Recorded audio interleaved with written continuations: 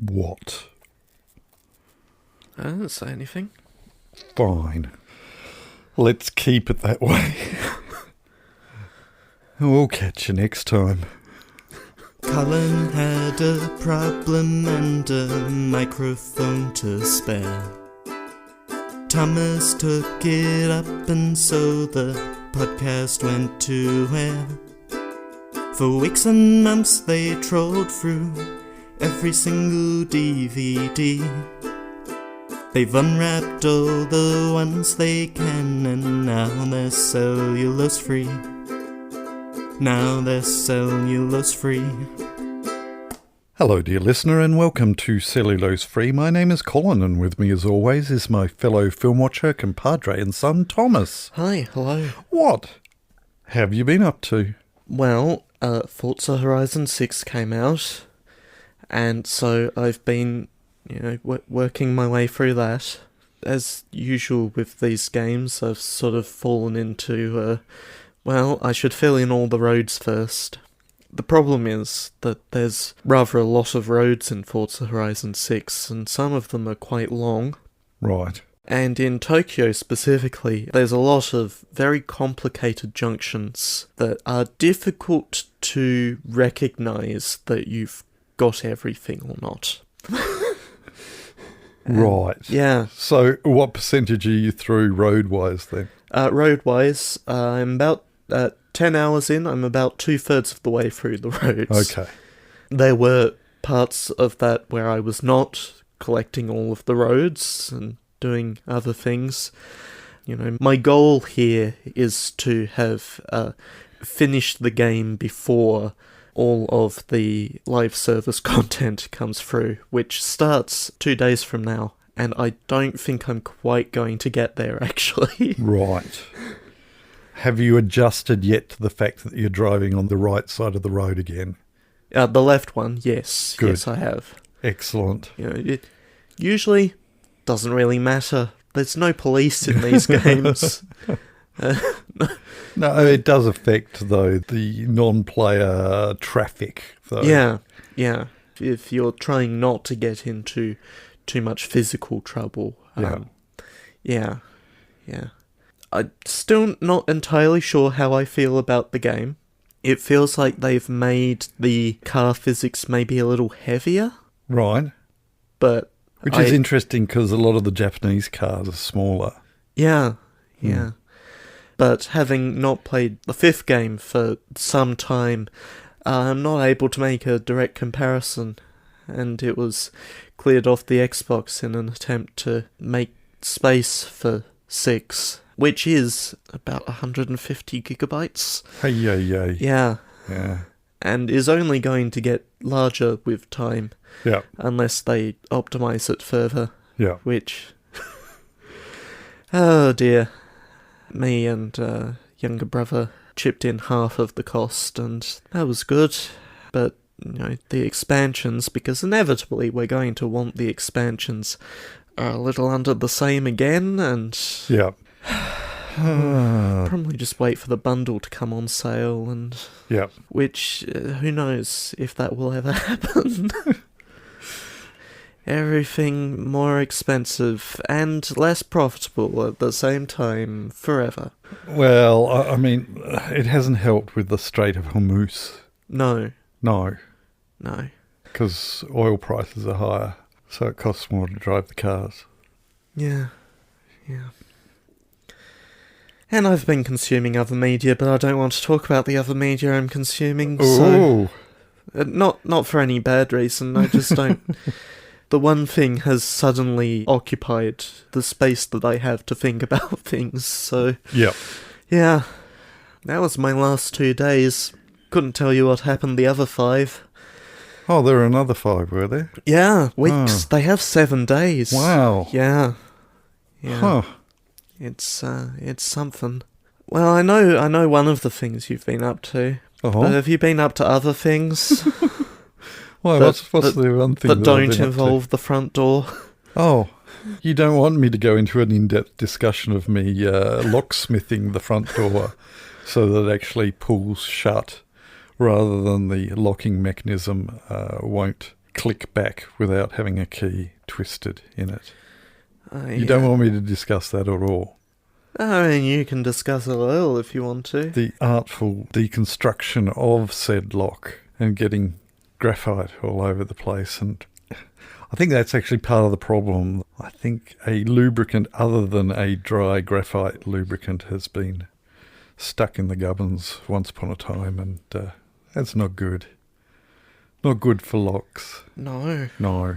So, if there's anything handyman that you ever learn from me, which is unlikely, just remember, don't put WD-40 or oil in locks. You use graphite powder. Come on, zoom in. Zoom in. See, he's not going to learn that because he's distracted by other things. What else have I been up to? Oh, you're zooming into a telephone map. Yeah. You seem to have laid claim to much of northwestern Clarence. Yeah. Well, I had everything up to Risdon Vale today, and then a couple of people went through the bus mall and tinkered. And into That's East fine. Lands, which... Yeah. That'll happen. Yeah. It's a high traffic area. My main nemesis has been completely blown out of the water by a conglomerate. There is another aspect of the payphone game where you can create factions where 3 or 4 people's claims go towards that faction, and there's a particular faction that's just taken over most of Hobart and has disgruntled my main nemesis to the point where he hasn't really got out. So for a long period of time I owned most of Clarence, and that cell is, from Snug all the way up to New Norfolk with just a little interruption below Kingston. Yeah, well, they did sneak over to the eastern shore and did Risdon Vale down to Eastlands. Yeah. So it actually got me out of the house today when I possibly wasn't entirely motivated to do so, and walked from here through Rosny, got the payphones in Rosny Mall, and then walked up to the one opposite the old shop in Rosny, and then through Lindisfarne, and then hopped on a bus to Risdon Vale, and and was actually, so there were 2 in Risdon Vale, and they're on the same stretch of road, and I worked out where that bus route went, and so got off the bus, got the phone nearest that bus stop, and sort of ran to the other phone booth within enough time to actually catch that same bus back to Rose Bay. Yeah. It actually became a Hobart bus, so I couldn't go to Rosny on it, but that meant that I walked then from Rose Bay to home and got my 20,000 steps. Well, as long as you got something of value out Oh, yeah. of this. And that is the major deciding factor now. Yeah. Is that if one goes, I've really got to decide whether it's worth the effort to worry about it now these days. And I'm very much in sort of sabotage mentality rather than maintaining domains. I know that it is an inconvenience for people who are obviously on the other side of the river, having to come over here. So, yeah, I'll wait until it's worth my effort to flip them back. Yeah. I wasn't particularly going to talk about that, but yeah, it's still happening. But my main nemesis has actually gone on Discord and said, no, I just can't keep up with this onslaught. And I just sent a message back and said, yeah, I felt guilty. I can't remember how I worded it. It was along the lines of, hey, it wasn't payphones that he owned that I went through today, but they were ones that we both had previously owned, and it felt kind of weird doing that. This was after his comment of, I know that I was obsessive, but this is just crazy. Yeah, so other than that, did the park run volunteered at the park run on Saturday. And then on the way home on Saturday, I stopped off at Little Harrow Beach and went for a quick swim. And in fact, the day before that, I went and that was a bit of a phone booth claim out at 7 Mile Beach, Lauderdale. I walked from Lauderdale through to 7 Mile Beach, which got a nice amount of steps Yeah. and 2 phone booths. So, yeah. And a swim. There's a nice little beach that's a quiet little spot that I quite like, and ducked down to that and went for a swim and caught the bus back to Cambridge and flipped the one at Cambridge and then walked from Cambridge home and got my 20,000 steps that day too. So yeah. Cambridge is an interesting walk. What, Cambridge to here? to home? Yeah. Oh yeah.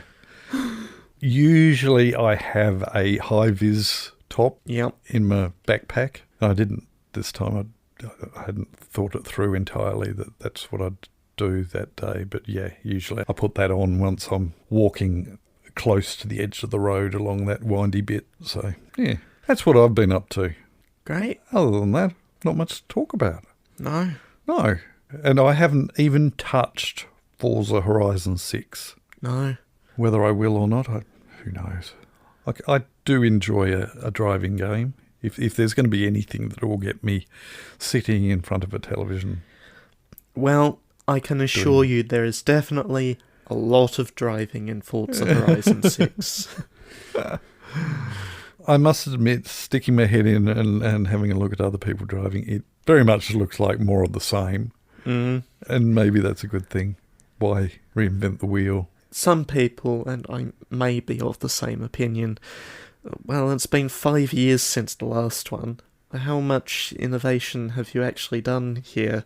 Yeah. Now, the previous one, was that on the current iteration of the Xbox? It was sort of in the transitional period Right. of previous to current. And so in this one, they have said that there's some things that they could only do because they didn't have to split focus. But Right. That was what the question was. Can you see visually any real difference?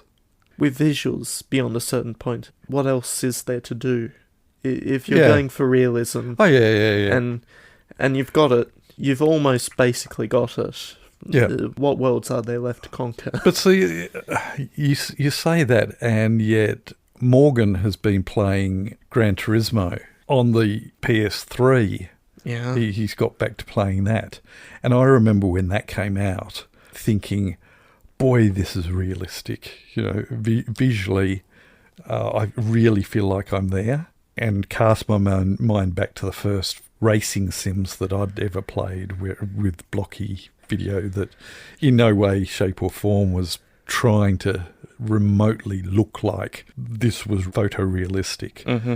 But when that came out, I'm thinking, wow, this is real. But watching Morgan play it now with what's come since then, it still looks impressive. Yeah.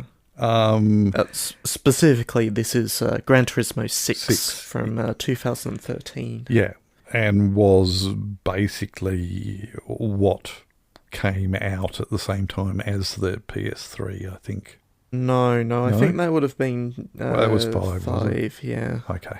Anyway, yeah, it's still solid, but iteration-wise, as far as what they're capable of doing, yes, the previous Forza Horizon, which I'm probably more familiar with the Australian set. Was that 4? 3. 3, was it? Right, okay. Yeah. That's probably what I'm most familiar with, and certainly didn't really see any, I guess, visual increase on 4 and 5, Yeah. other than location. Mm. And yeah, that's why I'm asking, of the small bits that I saw of 6, poking my head in. I wasn't seeing the jump that, Mm-hmm. who knows? I'll have to try it. Anyway, we have a film to watch. That we do. As Thomas madly scrambles to find some form of description. Well, I already had, Oh, you got it. Disney Plus up in Yep. another window, so I just flip All right. back to that. What are we watching this week? We are watching the 2016 live-action-ish remake of Pete's Dragon. Yeah, and I would argue it's not really a remake. There are some vague, tenuous connections, but it isn't your live-action remake of The Lion King, No. where it's shot for shot or whatever. Yeah, please tell our dear listener what it is ostensibly about. For years, old Mr. Meacham has delighted local children with tales of the fierce dragon that resides deep in the Pacific Northwest woods. To his daughter Grace, a forest ranger, the stories are little more than tall tales, until she meets Pete, a mysterious 10-year-old with no family or home, who claims to live in the woods with a giant green dragon named Elliot. With the help of 11-year-old Natalie, whose father owns the local lumber mill, Grace sets out to learn where Pete came from, where he belongs, and the truth about this dragon. Some flashing light sequences or patterns may affect photosensitive viewers. But is there tobacco depictions? Not according to this details page. There we go.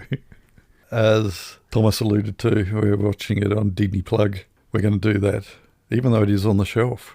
Mm-hmm. Then we're going to come back and talk about it. So we shall catch you on the flip side. Turn to side B. For Dragon. Yeah. Yeah. Yeah. That's, Inverted Dragon. in the 5 to 10 seconds that one has to come up with any sort of change to this formula, they're not all or even mostly good. No. Why do we do it? I don't know. Don't know either. Let's get on with it, you mongrel.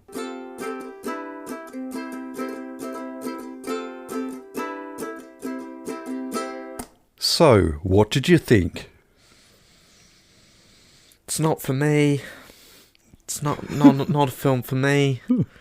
Sorry to say. That's why I picked it. Yeah. Yeah. Yeah. I said that it's possibly a coming-of-age film last week, I think. Did I say that? Maybe. But I don't think No. it really is.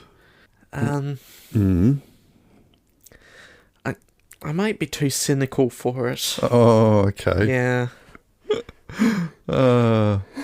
Which is interesting because I consider myself a fairly cynical and glasses half empty kind of person.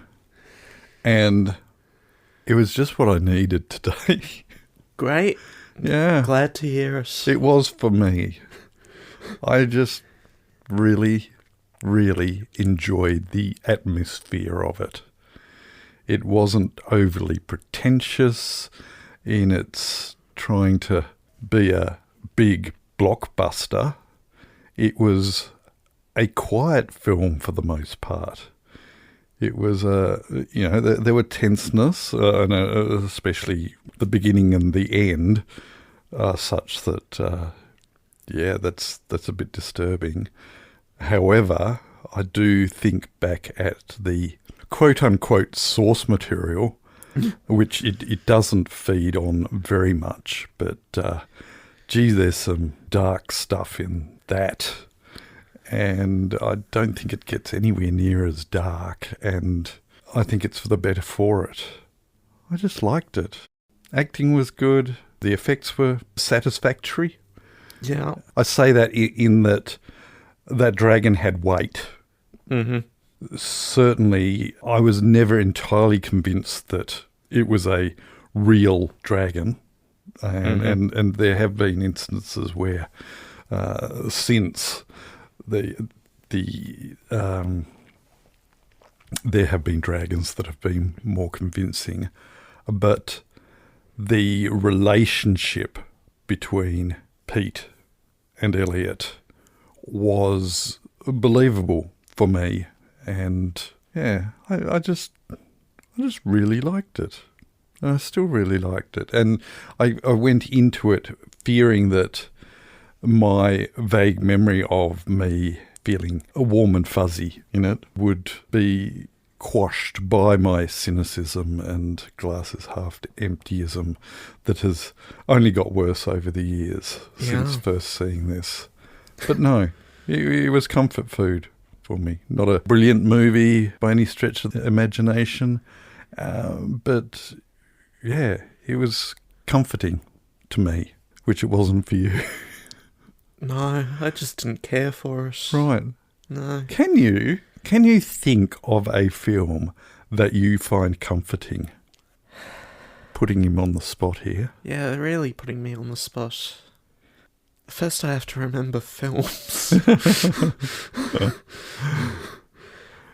And it may well be something that you never consider as being an aspect that's what you seek out for in a film, a bit of comfort and coziness and the trouble is that if I'm looking for comfort, I think I'm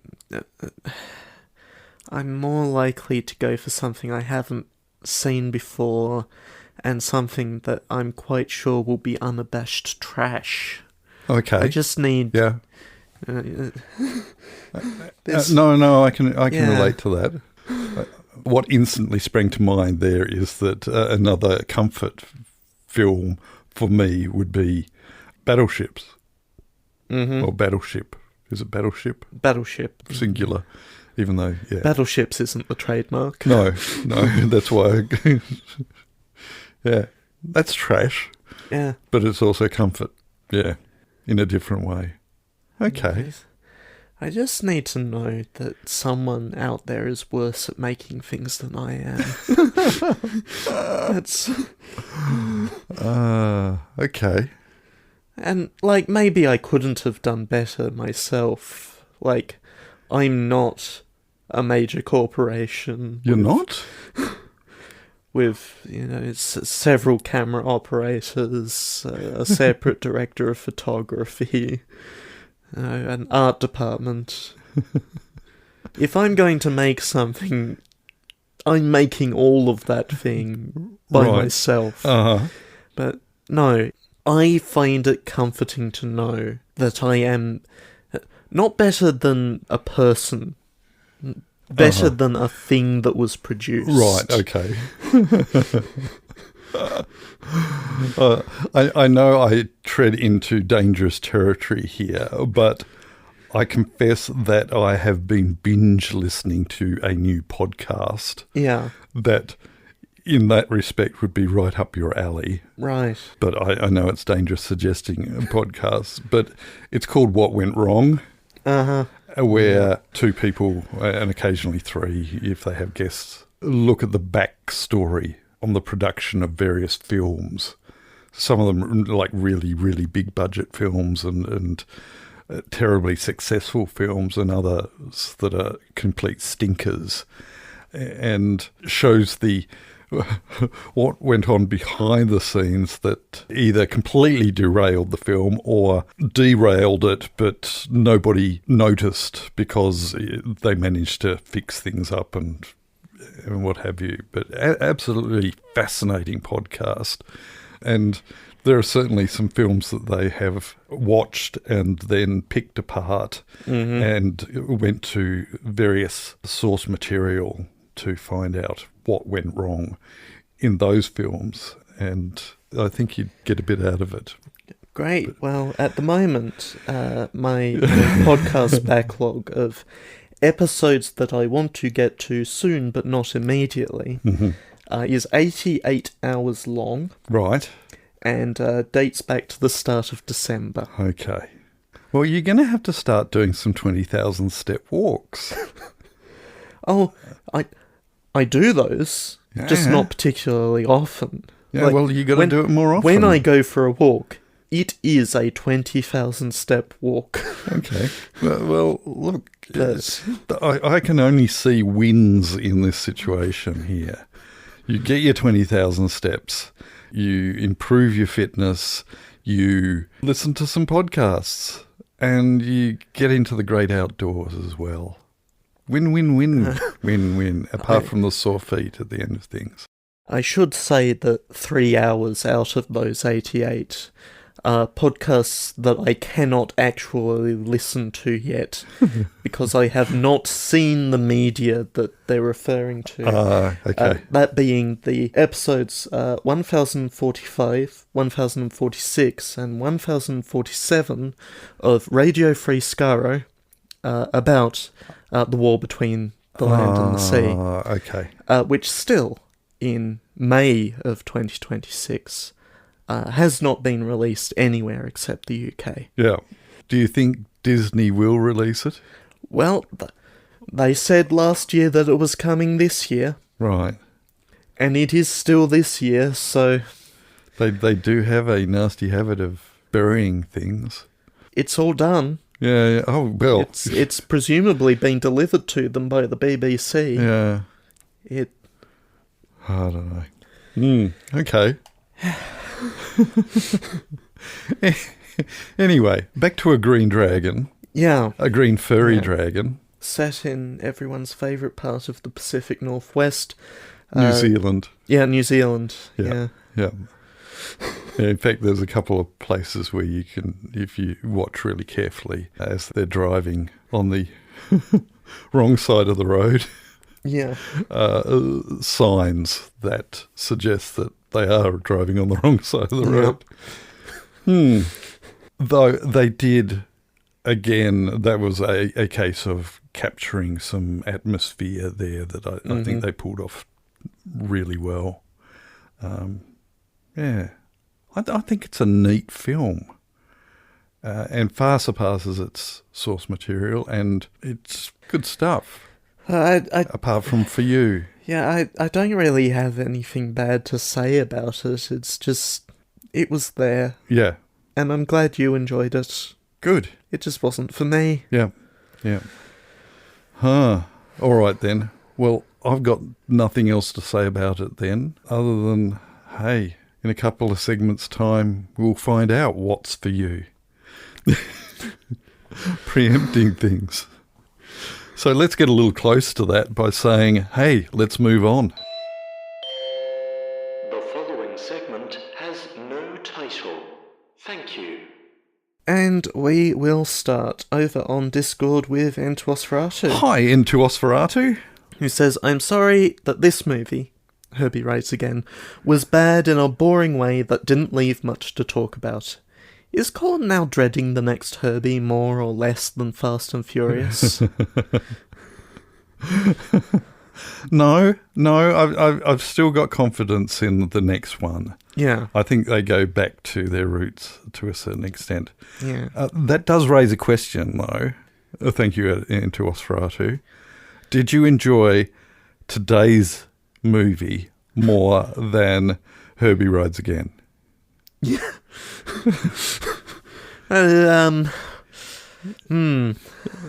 Oh. There are different reasons. Yeah, okay, fair enough. And it's apples to oranges. Uh-huh. Yeah. Right, fair enough.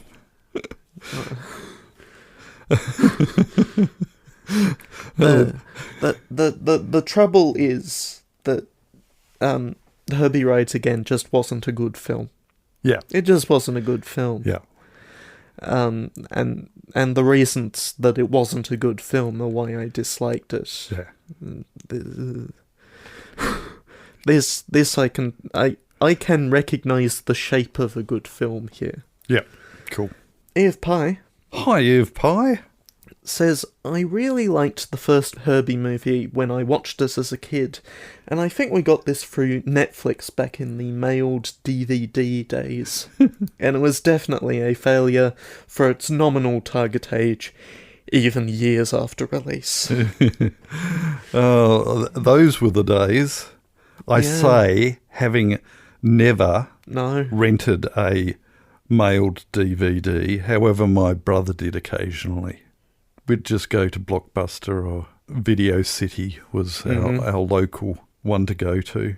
But yes, my brother would occasionally get his arm twisted by the offers of the mailed DVD from Netflix.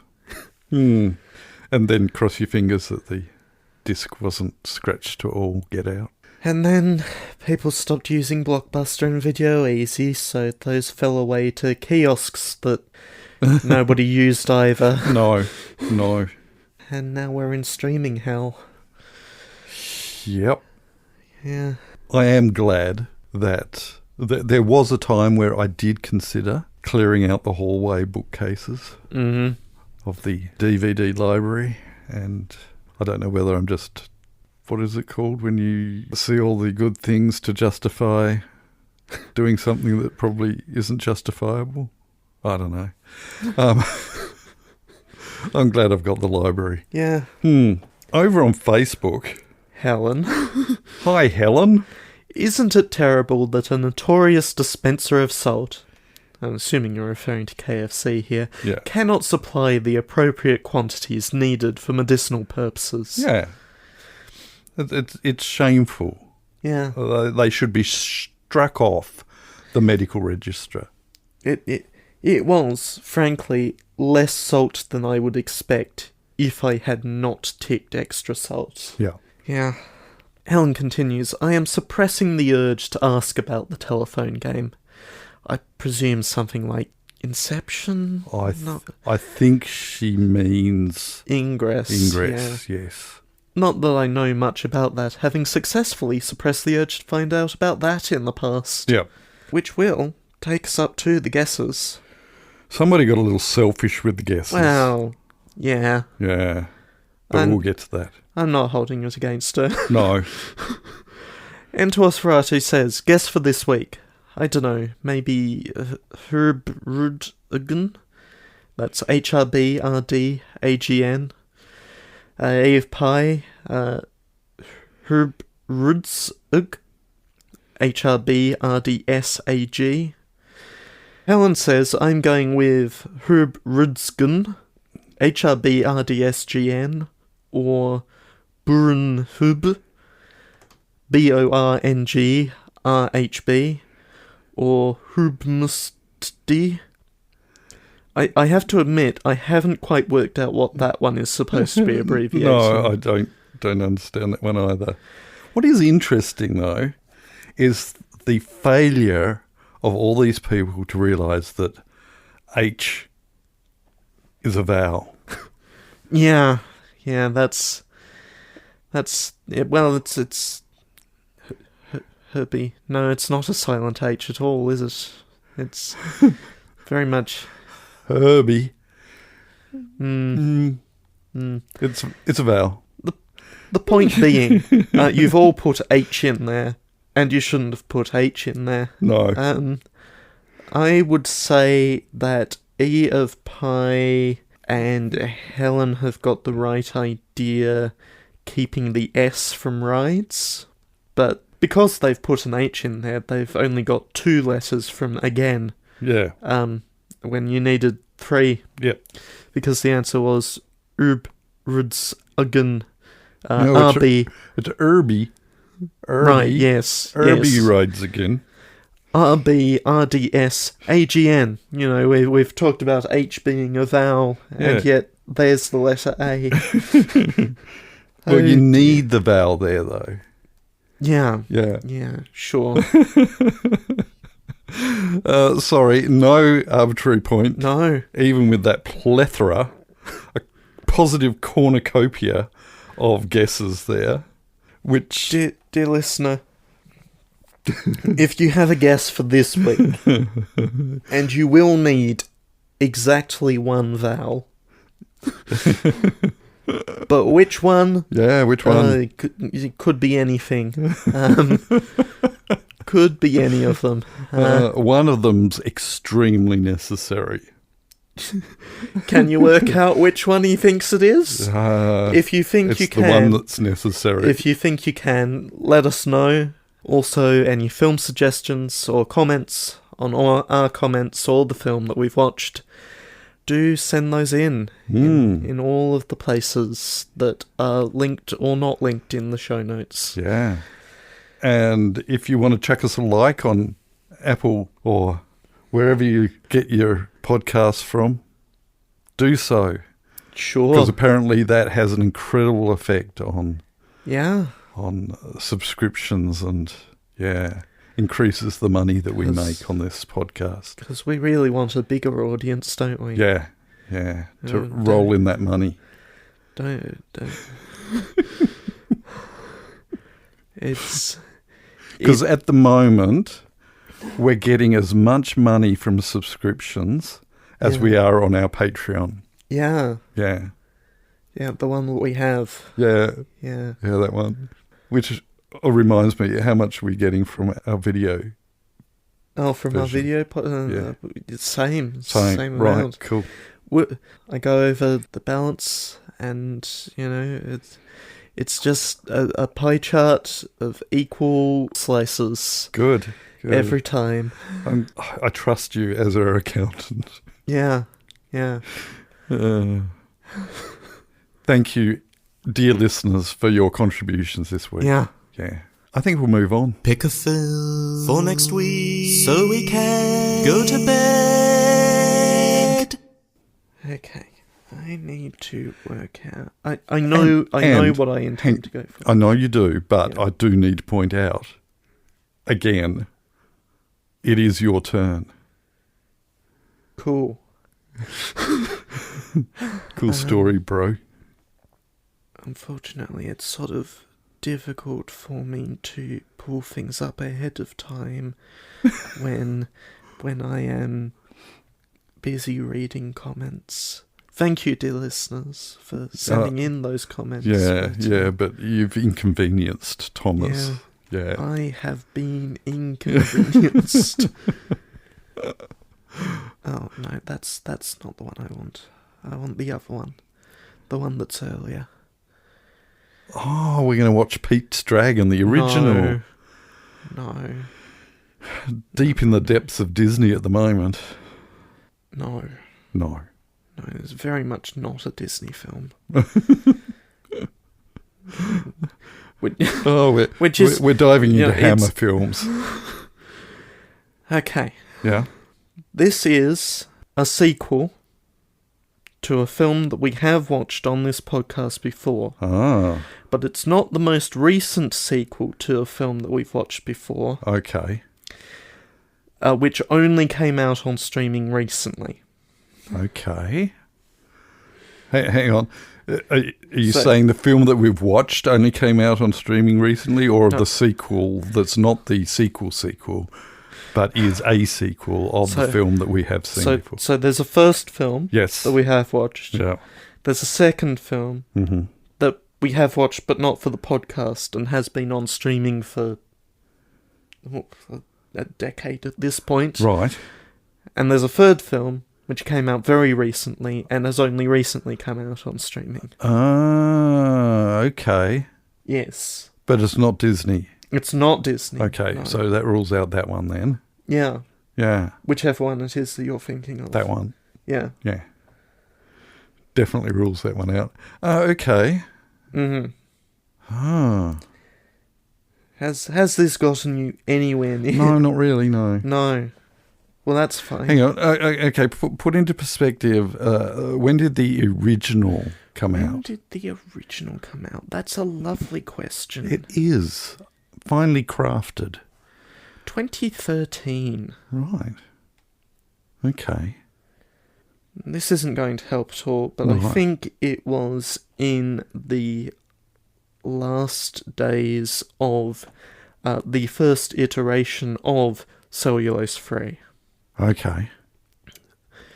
But I have to pull up the spreadsheet for that. Huh, And I'm definitely not 2013. pulling up the spreadsheet for that. Huh. Can you throw me a genre? I can throw you a genre. Sure. Let's say thriller/crime. Right. That's what Google has decided that the first film is. The second film that goes for thriller/comedy, although it is still very much crime. Uh-huh. But yes, comedy fits. All right. All right, you're going to have to give me some more. I'm going to have to give you some more. It's not just an immediate giveaway, though, at this point. So I'm guessing that the main actor is going to... Yeah. This film has the wrong title. This film has the wrong title. A title that would eventually be given to the third film. Because the first film is titled with the first half of a phrase. Right. And you would expect that the second film would be, the full phrase, because it makes sense for it to be the full phrase. Uh-huh. But instead it was called the first half of the phrase 2. Huh. Is it Now You See Me? Yes. Now You Don't? Except that's not the film that we're watching. No, okay. We're watching Now You See Me 2. Which is the third film? No, it's the second film. I thought you said we were watching the third film. No, I never said we were watching the third film. I specifically said we weren't. Okay, right, okay, well, you're okay. See, I would have got it if I hadn't misunderstood that right from the start. Okay, all right. So you don't see? No. All right, I can pick up what you're putting down. It's all ace of spades, which makes me suspect that you've got a dummy deck. Please do not pick up what I'm putting down. It is all arranged in a very specific order. Please choose the card that I am deliberately forcing you to choose. Thomas, would you please tell our dear listener the plot synopsis for Now You See Me Too? The Four Horsemen, a group of illusionists, find themselves in Macau, China, planning to pull off a robbery on the orders of a devious technology genius. That is what we're watching next week. Yeah. It is apparently streaming somewhere. It's on Prime over here. Okay. Yeah. Although I think it's also on the shelf. I think it's on the shelf, so we might dig that out so that we don't have to put up with ads. Well, it sort of depends on how many ads Prime puts you through. It's a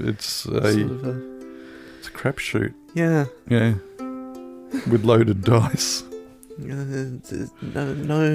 No care is put into the ad placement by any streaming service that inserts ads. No.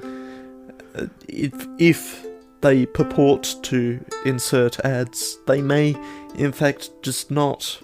Actually, what's really surprised me, and I'm delaying, I don't know why I'm delaying, I really wanted a short episode to edit tomorrow, is that Tubi is actually fairly conscientious about the length of their ad segments and where they place them.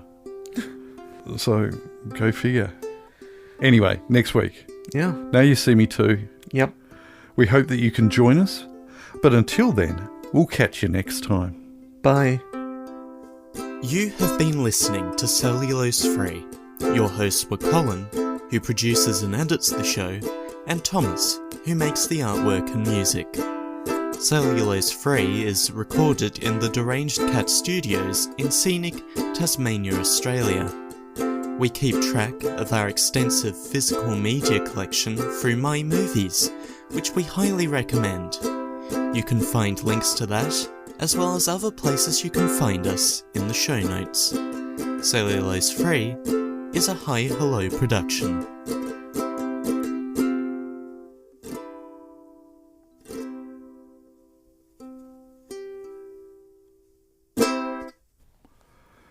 Give me a level. L-E-V-E-L. Level. Level. Press a button. L-E-V. Okay. Are you ready? Yeah. Okay. Yeah.